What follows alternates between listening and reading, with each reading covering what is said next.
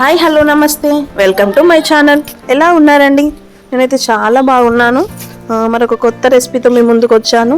Already మనకు summer అయిపోయింది, rainy season start అయింది, పిల్లలకు కూడా స్కూల్ స్టార్ట్ అయిపోయినాయి. వాళ్ళు ఈవినింగ్ రాగానే ఈ చల్లని వాతావరణానికి, వర్షానికి ఏదో ఒకటి వేడివేడిగా తినాలని అనిపిస్తుంది పిల్లలకి.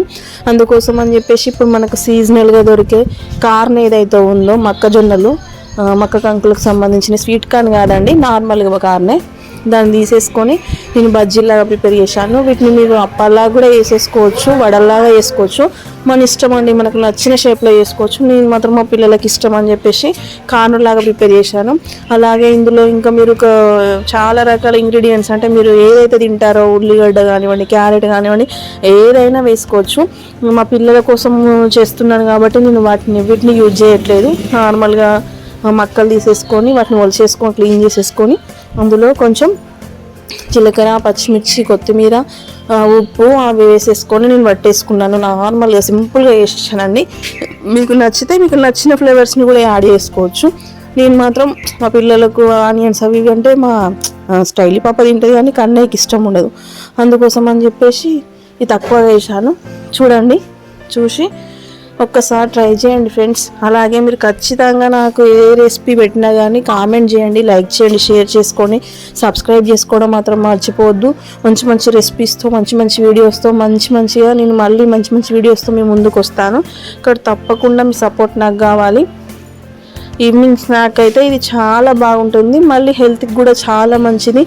బయట ఫాస్ట్ ఫుడ్లలో అక్కడ ఇక్కడ వాళ్ళు ఏ ఆయిల్ ఏది యూజ్ చేస్తారు అనేది మనకు తెలియదు కాబట్టి మనం ఇంట్లోనే చక్కగా ప్రిపేర్ చేసుకుంటే పిల్లలకి బాగుంటుంది, మనకి బాగుంటుంది. కొంచెం ఇబ్బంది లేకుండా ఇంట్లోనే చేసుకోగలిగితే అసలు బయట వాటికి పిల్లలు అడిక్ట్ కాకుండా ఉంటారు, అడగరు కూడా బయటవు. అందుకోసం అని చెప్పేసి ఈ రెసిపీస్ అనేటివి నేను చేసి అప్లోడ్ చేస్తున్నాను.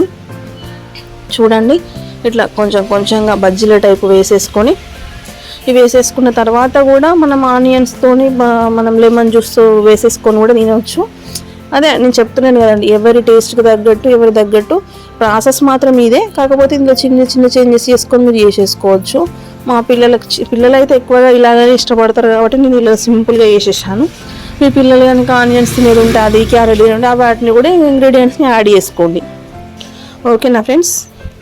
ఒక్కసారి నా ఛానల్ని మాత్రం సబ్స్క్రైబ్ చేసుకోండి, లైక్ చేయండి, షేర్ చేయండి, కామెంట్ చేయడం మాత్రం మర్చిపోవద్దు ఫ్రెండ్స్.